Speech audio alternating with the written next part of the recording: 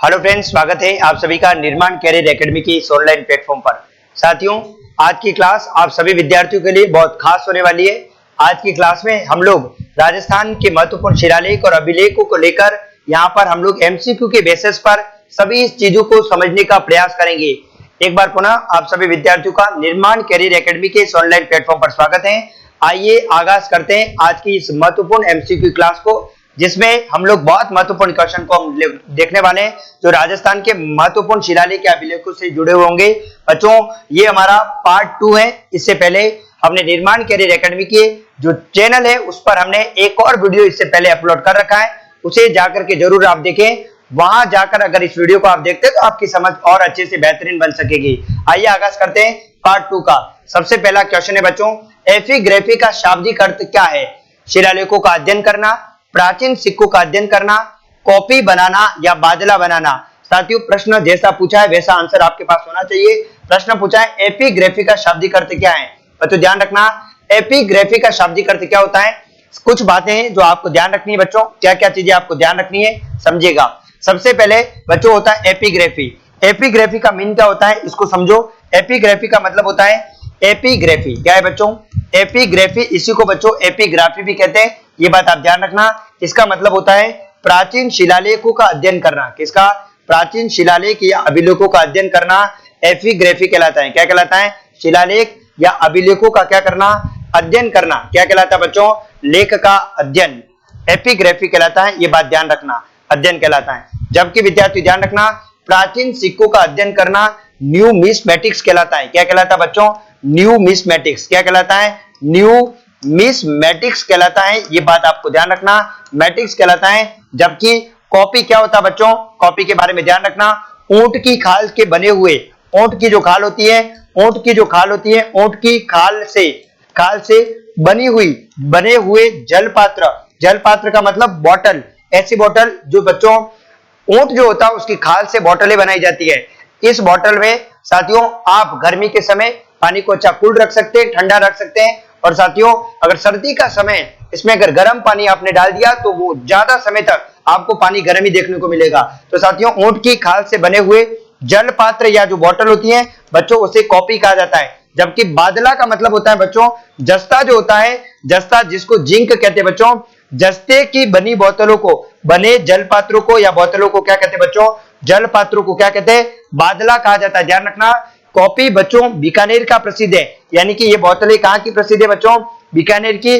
जबकि जस्ते की बनी हुई बोतलें जोधपुर की प्रसिद्ध है। जैसा प्रश्न वैसा आंसर आपके पास होना चाहिए। तो एपिग्राफी का बच्चों शाब्दिक अर्थ क्या है? तो शिलालेखों का अध्ययन करना क्या कहलाता है? एपिग्राफी कहलाता है। जबकि प्राचीन सिक्कों का अध्ययन करना न्यूमिस्मेटिक्स कहलाता है। ऊंट की खाल से बने हुए जलपात्र उन्हें कॉपी कहा जाता है जो बीकानेर के प्रसिद्ध है।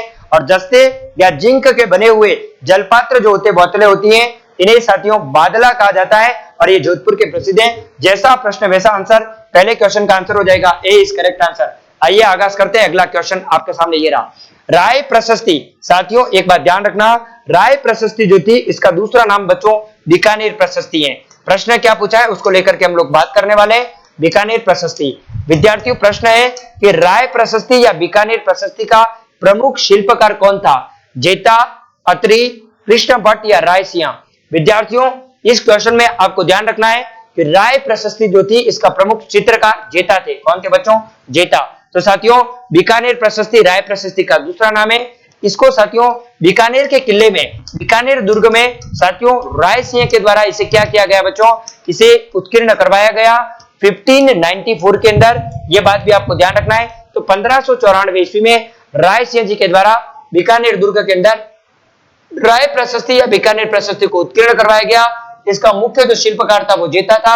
यह बात आपको ध्यान रखना है। इसलिए इस क्वेश्चन का सही जवाब हो जाएगा बच्चों ए इज करेक्ट आंसर। देखिए विद्यार्थियों ये बात ध्यान रखना। और इस राय प्रशस्ति के अंदर बच्चों बीकानेर के राजा रायसिंह के युद्ध, उनके विजय, उनके ग्रंथ, उनकी उपाधियां, उनकी उपलब्धियां और उनके जुड़े हुए व्यक्तित्व, जो व्यक्तिगत जो उनके गुण थे, उन सभी को बारे में हमारे को यहाँ से जानकारी मिलती है। रायसिंह की जानकारी देती है राय प्रशस्ति, जिसे बीकानेर प्रशस्ति के नाम से जाना जाता है। इसलिए इस क्वेश्चन का सही जवाब हो जाएगा ए इज करेक्ट आंसर। साथियों अत्रि के बारे में आप जानते हैं, कृति स्तंभ जो प्रशस्ति है ना साथियों, कृति स्तंभ प्रशस्ति, उसके रचयिता है अत्रि भट्ट और महेश भट्ट। कृष्णा भट्ट के बारे में आप जानते हैं, जगन्नाथ प्रशस्ति को लेकर है, और राय सिंह के समय राय प्रशस्ति को उत्कीर्ण करवाया गया। इसलिए इस क्वेश्चन का सही जवाब हो जाएगा ए इज करेक्ट आंसर। आइए आगे बढ़ते हैं, अगला क्वेश्चन आपके सामने ये रहा कि राजस्थान के किस शिलालेख में बहुविवाह, सामंती प्रथा और संयुक्त परिवार की जानकारी मिलती है। साथियों ये पूछ रहा है कि राजस्थान का ऐसा कौन सा अभिलेख है जिसके अंदर बहुविवाह की भी जानकारी मिलती है, यानी कि एक से अधिक विवाह की भी जानकारी मिलती है। दूसरा है सामंती प्रथा। बच्चों सामंती प्रथा का मतलब होता है फ्यूडल सिस्टम। क्या होता है बच्चों? फ्यूडल सिस्टम, यानी कि राजा के द्वारा अपने विश्वास पात्र लोगों को अपने छोटे छोटे क्षेत्रों में व्यवस्थित करना क्या कहलाता बच्चों? सामंती प्रथा कहलाता। उसके अलावा संयुक्त परिवार, यानी कि ये कहना चाह रहा है कि पहले जो परिवार थे वो संयुक्त परिवार में रहते थे। तो ऐसा राजस्थान का ऐसा कौन सा शिलालेख है जिसमें बहुविवाह, सामंती प्रथा और संयुक्त परिवार की जानकारी मिलती है? बच्चों चिरवा का लेख उदयपुर से प्राप्त हुआ है, ये बात आपको ध्यान रखना है। नागदा का लेख ये भी विद्यार्थियों उदयपुर से प्राप्त हुआ है। दाइबी पीर की दरगाह का लेख चित्तौड़गढ़ से प्राप्त हुआ है, जबकि बिटोलिया का लेख भीलवाड़ा से प्राप्त हुआ है। ध्यान रखना यहां पर बहुविवाह, सामंती प्रथा और संयुक्त परिवार की जानकारी हमारे को नागदा के लेख से मिलती है, इसलिए इस क्वेश्चन का सही उत्तर हो जाएगा बी इज करेक्ट आंसर। आइए आगाज करते हैं, अगले क्वेश्चन की तरफ मूव करते हैं। अगला क्वेश्चन विद्यार्थियों आपके सामने ये रहा, बताइए बीकानेर प्रशस्ति किस वर्ष उत्कीर्ण की गई? मैंने विद्यार्थियों अभी आपको बताया बीकानेर प्रशस्ति का दूसरा नाम राय प्रशस्ति है। क्या है बच्चों? राय प्रशस्ति है, ये बात आपको ध्यान रखना है।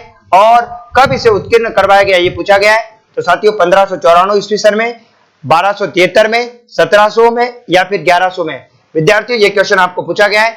बीकानेर प्रशस्ति, बीकानेर के जो दुर्ग है उसके अंदर राय सिंह जी के समय इसको उत्कीर्ण करवाया गया। इसमें संपूर्ण जानकारी मिलती है किसकी? राय सिंह जी के बारे में जानकारी मिलती है। विद्यार्थियों बीकानेर प्रशस्ति को 1594 के अंदर इसे उत्कीर्ण करवाया गया, इसलिए इस क्वेश्चन का सही जवाब हो जाएगा बच्चों ए इज करेक्ट आंसर। क्या हो जाएगा बच्चों? ए इज करेक्ट आंसर।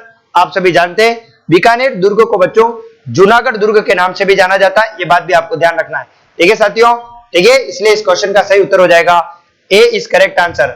आइए आगाज करते अगले क्वेश्चन की तरफ मूव करते हैं। अगला क्वेश्चन आपके सामने ये रहा, किस लेख में बच्चों, किस लेख में क्या लिखा हुआ है कि किस लेख में चित्तौड़गढ़ का जो नाम है बच्चों खिजराबाद मिलता है, ये आपको पूछा गया है। श्रृंगी ऋषि के लेख में, दाइबी पीर की दरगाह का लेख, रणकपुर का लेख या जगन्नाथ प्रशस्ति। तो बच्चों आपको पूछा है कि राजस्थान का ऐसा कौन सा लेख है जिसमें चित्तौड़गढ़ का नाम खिजराबाद मिलता है। विद्यार्थियों आप सभी जानते हैं कि हमारे चित्तौड़गढ़ पर सबसे पहले चित्तौड़गढ़ में 3 शाखे हुए, आप सभी विद्यार्थी जानते हैं। पहला शाखा 1303 ईस्वी के अंदर होता है, जिसमें मेवाड़ के जो महाराणा होते हैं वो रतन सिंह, रावल रतन सिंह होते हैं, और उस समय अलाउद्दीन खिलजी के द्वारा 1303 में चित्तौड़गढ़ दुर्ग पर आक्रमण किया जाता है। और इस आक्रमण के दौरान साथियों हमारे रतन सिंह जी वीर गति को प्राप्त होते हैं, केसरिया करते हैं, और पद्मिनी या पद्मावती के नेतृत्व में अग्निजोर होता है। ये हमारे चित्तौड़गढ़ दुर्ग का पहला शाखा है, 1303 में होता है। अलाउद्दीन खिलजी ने इस समय आक्रमण किया, अलाउद्दीन खिलजी ने चित्तौड़ को 1303 में जीता। जीतने के बाद हमारा जो ये चित्तौड़ का जो दुर्ग है, चित्तौड़गढ़ के आसपास का जो पूरा जो एरिया है, यानी कि चित्तौड़गढ़ के नाम को बदलकर इन्होंने खिजराबाद रख दिया। ये प्रश्न में यही पूछ रहा है कि चित्तौड़गढ़ का नाम खिजराबाद कौन से अभिलेख में मिलता है? बच्चों ध्यान रखना कौन से अभिलेख में मिलता है, तो दाइबी पीर की दरगाह का लेख। बच्चों ध्यान रखना ये हमारे को चित्तौड़गढ़ से प्राप्त हुआ है, और इसी में सबसे पहले हमारे को किसकी जानकारी मिलती है? बच्चों ध्यान रखना किसकी जानकारी मिलती है कि चित्तौड़गढ़ का नाम खिजराबाद रख दिया। साथियों खिजराबाद अलाउद्दीन खिलजी ने अपने बेटे खिज्र खां के नाम पर चित्तौड़ का नाम बदलकर क्या रखा बच्चों? खिजराबाद रखा, ये बात ध्यान रखना। इसी प्रकार आप सभी जानते हैं इन्होंने सिवाना को भी अलाउद्दीन खिलजी ने 1308 में जीता। शातल देव शीतल देव को पराजित कर सिवाना का नाम खैराबाद रखा। उसी प्रकार से इन्होंने साथियों 1311-12 ईस्वी में जालोर पर भी आक्रमण किया। अलाउद्दीन खिलजी ने कानड़ दे को हराया, कानड़ दे सोनगढ़ को हराया, और विद्यार्थियों जालोर का नाम बदल करके भी इन्होंने क्या नाम रखा बच्चों? आपको ध्यान रखना है, क्या नाम रखा? जलालाबाद नाम रखा। क्लियर है? इसी प्रकार विद्यार्थियों आपको ध्यान रखना है अकबर ने मेवाड़ को नवंबर 1576 में मेवाड़ को जीतने के बाद मेवाड़ का नाम भी बदल करके मोहम्मदाबाद रखा। इसी प्रकार आपको ये सारी बातें ध्यान रखनी है। क्लियर है बच्चों? ओके, इसी प्रकार आपको ध्यान रखना है अलाउद्दीन खिलजी ने गागरोन दुर्ग को भी जीता और जीत करके मुस्तफाबाद नाम रखा था। क्लियर है? लेकिन वर्तमान समय में ये जानकारी हमें को कहां से मिलती है? इस क्वेश्चन का सही उत्तर हो जाएगा डी इज करेक्ट आंसर। आइए आगे बढ़ते हैं, अगला क्वेश्चन आपके सामने ये रहा, राजस्थान के किस शिलालेख की शुरुआत मां बागेश्वरी शब्द के साथ होती है? साथियों आपको पूछा है कि राजस्थान का ऐसा कौन सा शिलालेख है जिसकी शुरुआत मां बागेश्वरी शब्द के साथ होती है? मानमोरी शिलालेख, चिरवा का लेख, रसिया की छतरी का लेख या जहांगीरी महल का लेख। साथियों इसके अंदर आपको पूछा है कि राजस्थान का ऐसा कौन सा लेख है जिसकी शुरुआत मां बागेश्वरी शब्द के साथ में होती है। तो विद्यार्थी ध्यान रखना, इस क्वेश्चन का सही जवाब हो जाएगा चिरवा का लेख। साथियों चिरवा का लेख, साथियों ध्यान रखना, ये उदयपुर जिले से प्राप्त हुआ है, ये बात आपको ध्यान रखना है। और इस शिलालेख की जब शुरुआत होती है तो बच्चों मां बागेश्वरी शब्द के साथ में इसकी शुरुआत होती है, ये बात आपको ध्यान रखना है। क्लियर है? तो मां बागेश्वरी के साथ शुरू होने वाला कौन सा है? तो साथियों चिरवा का लेख है, ये बात आपको ध्यान रखना है। इसमें हमें मेवाड़ के गुहिल वंश की जानकारी मिलती है। बच्चों ये 1273 ईस्वी का है। कब का है? 1273 ईस्वी का लेख है, ये बात आपको ध्यान रखना है। क्लियर है? इसके बाद साथियों जहांगीरी महल का लेख हमारे को पुष्कर से मिला। कहां से मिला है? पुष्कर से मिला है। बच्चों ये बात ध्यान रखना, पुष्कर अजमेर से मिला है। उसके बाद साथियों आपको बताएं जहांगीरी महल का लेख 1615 का है। कब का है? 1615 का है। मानमोरी का लेख आप सभी जानते हैं 8वीं शताब्दी का लेख है। साथियों ये चित्तौड़गढ़ से मिला है। कहां से मिला है? चित्तौड़गढ़ से जिले से मिला है, ये बात भी आपको ध्यान रखनी है। इसके बाद हमारे पास है रसिया की छतरी का लेख, ये साथियों ये भी हमारे को चित्तौड़गढ़ से मिला है और इसके जो रचयिता हैं वो साथियों वेद शर्मा है। कौन है बच्चों? वेद शर्मा इसके क्या है बच्चों? रचयिता है, ये बात भी आपको ध्यान रखना है। रचयिता कौन है? तो साथियों वेद शर्मा। जैसा प्रश्न वैसा उत्तर आपके पास होना चाहिए। राजस्थान के किस शिलालेख में मां बागेश्वरी शब्द के साथ इसकी शुरुआत होती है? इस क्वेश्चन का सही उत्तर हो जाएगा बी इज करेक्ट आंसर। अगले क्वेश्चन की तरफ मूव करते हैं। अगला क्वेश्चन है किस शिलालेख में मेवाड़ मुगल संधि की जानकारी मिलती है? विद्यार्थियों ध्यान रखना, हमारे यहाँ पर एक संधि हुई थी जिसका नाम है मेवाड़ मुगल संधि। कौन सी बच्चों? मेवाड़ मुगल जो संधि है, ये संधि कब हुई आपको परीक्षा में पूछा जाए तो ध्यान रखना 5 फरवरी। कब होती है बच्चों? 5 फरवरी 1615 को कौन सी संधि होती है? मेवाड़ मुगल की संधि। ये महाराणा अमर सिंह किसके बीच में होती है? तो महाराणा अमर सिंह और किसके बीच में होती है? शहजादा खुर्रम। साथियों जहांगीर का बेटा शहजादा जो खुर्रम था उसके बीच में होती है, शहजादा खुर्रम के बीच में होती है, ये बात आपको ध्यान रखना है। तो साथियों महाराणा अमर सिंह और शहजादा खुर्रम के बीच में 5 फरवरी 1615 को साथियों ध्यान रखना मेवाड़ मुगल की संधि हुई। उस समय मुगल बादशाह जहांगीर था। कौन था बच्चों? जहांगीर उस समय मुगल बादशाह था, ये बात ध्यान रखना। अमर सिंह के साथ में कर्ण सिंह इनका पुत्र जो था बच्चों वो भी मौजूद था। ठीक है बच्चों, तो कर्ण सिंह के पुत्र साथियों अमर सिंह के पुत्र कर्ण सिंह भी संधि के समय मौजूद थे, ये बात ध्यान रखना। इस सभी जानकारी हमारे को राज प्रशस्ति से मिलती है। राज प्रशस्ति में हमारे को मेवाड़ मुगल संधि की जानकारी मिलती है। बच्चों ध्यान रखना राज प्रशस्ति 1676 में राज सिंह जी के स्मारक उत्कीर्ण करवाई गई। टोटल इसमें 25 पत्थर 25 शिलाओं पर संस्कृत भाषा में लिखित ये प्रशस्ति है। बच्चों ये बात ध्यान रखना, ये हमारे पूरे भारत की संस्कृत भाषा में लिखित सबसे बड़ी प्रशस्ति है। इसकी जो रचयिता है वह रणछोड़ दास तेलंगे। आप सभी जानते हैं राज जो प्रशस्ति है राजसमंद झील की 9 चौकी पाल पर संस्कृत भाषा में लिखित प्रशस्ति है। संस्कृत भाषा में राजसमंद झील का निर्माण राज सिंह जी के द्वारा करवाया गया। राजस्थान की पहली अकाल राहत कार्यक्रम के दौरान बनने वाली झील है।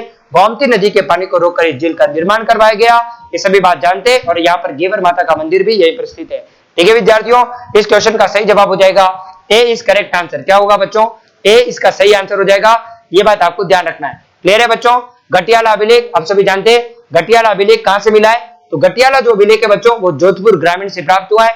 ये गुज्जर प्रतिहारों से संबंधित है। गटियाला अभिलेख इसमें ऐसा बताया गया है कि गुज्जर प्रतिहारों का संस्थापक राजा का नाम हरिश्चंद्र था। हरिश्चंद्र का नाम गटियाला अभिलेख में रोहिल्दी मिलता है बच्चों, ये बात आपको ध्यान रखना है। और गटियाला अभिलेख जोधपुर ग्रामीण में है। इसको साथियों कक्कुक के समय उत्कीर्ण करवाया गया, ये बात भी इसको ध्यान रखना है। ये 8वीं शताब्दी का लेख है बच्चों, ध्यान रखना। एओल प्रशस्ति साथियों एओल प्रशस्ति का संबंध भी गुज्जर प्रतिहार कालीन समय का है। एओल प्रशस्ति इसमें गुज्जर प्रतिहारों की जानकारी मिलती है। साथियों ये हमारे को बीजापुर कर्नाटक से प्राप्त हुआ है। संस्कृत भाषा में लिखा गया है। इसके रचयिता रवि कीर्ति जैन है। रवि कीर्ति जैन चालुक्य वंश के शासक पुलकेशिन द्वितीय के क्या थे बच्चों? दरबारी साहित्यकार थे। उनके द्वारा इस एओल प्रशस्ति को रचित किया गया। इसके रचयिता कौन है बच्चों? रवि कीर्ति जैन है। और एओल प्रशस्ति में साथियों किसकी जानकारी मिलती है? गुज्जर जाति नामक शब्द का उल्लेख सबसे पहले कहां से मिला? एओल प्रशस्ति से मिला। जबकि रसिया की छतरी का लेख चित्तौड़गढ़ जिले से प्राप्त हुआ है, ये बात आपको ध्यान रखना है साथियों, जिसके रचयिता वेद शर्मा है। क्लियर है बच्चों? इसलिए इस क्वेश्चन का सही जवाब हो जाएगा ए इज करेक्ट आंसर। अगला क्वेश्चन आपके सामने ये रहा, किस अभिलेख में गुज्जर प्रतिहारों का संस्थापक राजा हरिश्चंद्र को बताया गया है? प्रश्न है कि किस अभिलेख में गुज्जर प्रतिहारों का जो राजा है बच्चों ध्यान रखना हरिश्चंद्र को बताया गया है। गोसुंडी गोसुंडी साथियों आप सभी को पता है, गोसुंडी, उसके बाद घटियाला लेक, चिरवा का लेक, अजमेर का लेक। विद्यार्थियों आपको सारी बातें ध्यान रखनी है। गोसुंडी का लेक दूसरी शताब्दी का है, चित्तौड़गढ़ जिले से प्राप्त हुआ है। इसमें वैष्णव संप्रदाय और साथियों वैष्णव संप्रदाय के साथ साथ इसके अंदर किसकी जानकारी मिलती है? वैष्णव धर्म और भागवत संप्रदाय की जानकारी मिलती है। घटियाला अभिलेख, इसी में विद्यार्थी ध्यान रखना, ये जोधपुर ग्रामीण से प्राप्त हुआ है और इसी में गुर्जर प्रतिहारों का संस्थापक राजा हरिश्चंद्र को माना गया है। साथियों हरिश्चंद्र का इसमें नाम रोहिल्दी मिलता है। ये साथियों ध्यान रखना, कक्कुक के समय इसको उत्कीर्ण करवाया गया, 8वीं शताब्दी का है। कौन सा? घटियाला अभिलेख। चिरवा का लेख उदयपुर से प्राप्त हुआ है, ये बात ध्यान रखना, 1273 ईस्वी का है। जबकि अजमेर का लेख साथियों ध्यान रखना, इसमें डाइदिन के झोपड़े का निर्माण कुतुबुद्दीन ऐबक के समय अबू बकर के निर्देशन में करवाया गया। इसकी जानकारी हमारे को अजमेर के लेख से मिलती है। बच्चों ये 1200 ईस्वी सन का है, 1200 एडी का है, ये बात ध्यान रखना। लेकिन पूछा है संस्थापक हरिश्चंद्र को किसमें बताया गया है? घटियाला अभिलेख में, इसलिए इस क्वेश्चन का सही जवाब हो जाएगा बी इज करेक्ट आंसर। आइए आगे बढ़ते हैं, अगला क्वेश्चन आपके सामने ये रहा। अगले क्वेश्चन की तरफ मूव करते हैं। अगला क्वेश्चन है, मिलान कीजिए। एक तरफ शिलालेख लिखे हुए बच्चों, एक तरफ वर्ष लिखा हुआ है। शिलालेख में सबसे पहले बिजोलिया शिलालेख, उसके बाद बीकानेर प्रशस्ति, फिर लिखा अजमेर का लेख, उसके बाद लिखा हुआ है जगन्नाथ प्रशस्ति। एक तरफ वर्ष लिखे हुए हैं 1652, 1612, 1594, 1170। साथियों ये प्रश्न आपको ऐसा पूछ रहा है कि कौन सा अभिलेख या कौन सी प्रशस्ति किस वर्ष उत्कीर्ण करवाई गई, यानी कि किस समय उसको खुदवाया गया। ये क्वेश्चन आपको यहाँ पर पूछा गया है, इसका जवाब आपको देना है। मिलान करने में दिया गया है, सबसे पहले ए में लिखा हुआ 1 2 3 4, दूसरे में 2 3 4 1, फिर है 3 4 2 1, फिर है 4 3 2 1। साथियों अब हम यहाँ से मिलान करके देखेंगे। सबसे पहले बिजोलिया शिलालेख को मैं लेता हूं। बिजोलिया शिलालेख साथियों भीलवाड़ा से मिला है, 1170 ईस्वी सन का है। सबसे पहले मैं यहाँ पर देखूंगा कि साथियों कहां पर हमारे को बिजोलिया शिलालेख लिखा हुआ मिल रहा है। तो मैंने फटाक से देखा, मुझे यहाँ पर साथियों 1170 यहाँ पर लिखा हुआ है इसमें, यानी कि साथियों ए का आंसर मुझे डी यहाँ पर नजर आ रहा है। इसका मतलब डी आंसर मुझे एक ही में नजर आ रहा है, आपके सामने डी। बाकी पहले का आंसर 4 होना चाहिए, ना तो मुझे इसमें मिल रहा है, ना इसमें मिल रहा है, ना इसमें मिल रहा है, इसलिए मेरा आंसर यहाँ पर डी इज करेक्ट आंसर हो जाएगा। फिर भी मैं एक बार चेक करके यहाँ पर कंफर्म करने का प्रयास करूंगा कि क्या मेरा आंसर सही है।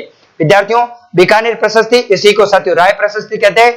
ये साथियों इसका ये 1594 ईस्वी में इसको स्टेबलाइज किया गया रायसी के समय, इसलिए इसके बाद 3 आना चाहिए, तो 3 अपने पास जस्ट मिल रहा है, इसका मतलब ये सही है। अजमेर का लेख मैंने विद्यार्थियों आपको बताया, अजमेर का जो लेख है बच्चों वो किस समय का है? तो अजमेर का लेख बच्चों ध्यान रखना 1612 का है। कब का है? 1612 का है। कब का? 1612। तो अजमेर का लेख 1612 का हो जाएगा साथियों, ध्यान रखना, इसलिए इसका आंसर हो जाएगा साथियों 2, इसका सही आंसर हो जाएगा। क्लियर है बच्चों? अजमेर का लेख 1612 ईस्वी का बच्चों, ध्यान रखना 1612 कब का है बच्चों? 1612 ईस्वी का अजमेर का लेख। क्लियर है? चलिए तो साथियों इसका आंसर हो जाएगा 1612। उसके बाद जगन्नाथ प्रशस्ति 1652 की है, तो इसका आंसर क्या हो जाएगा बच्चों? 1600 क्या आंसर हो जाएगा? 1652 ए इसका आंसर। तो साथियों सारे मिल रहे हैं, तो इसका आंसर हो जाएगा 4 3 2 1, डी इज करेक्ट आंसर। क्या होगा बच्चों?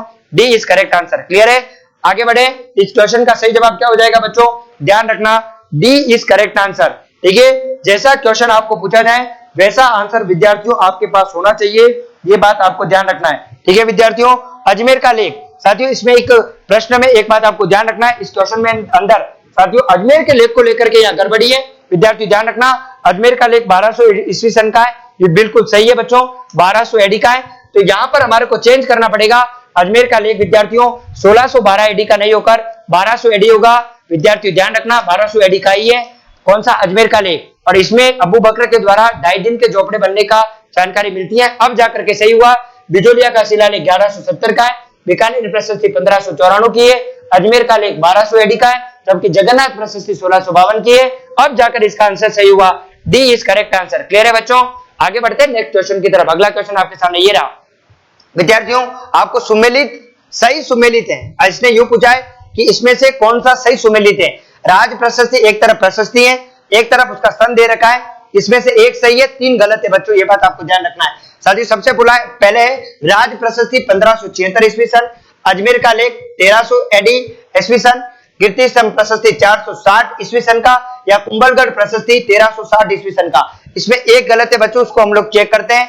एक सही है, बाकी सारे गलत है, उसको हम लोग सही भी करेंगे। सबसे पहले देखिए बच्चों राज प्रशस्ति बच्चों 1676 ईस्वी सन की है, 1576 की नहीं, इसका मतलब ये तो सही नहीं है। फिर अजमेर का लेख मैंने जस्ट अभी बताया बच्चों, अजमेर का लेख अपन ने सही भी किया है, 1200 एडी का है, इसका मतलब 1300 एडी यहाँ पर सही नहीं होगा, 1200 एडी इसका सही आंसर होगा बच्चों, ध्यान रखना, इसका मतलब ये भी गलत है 1300।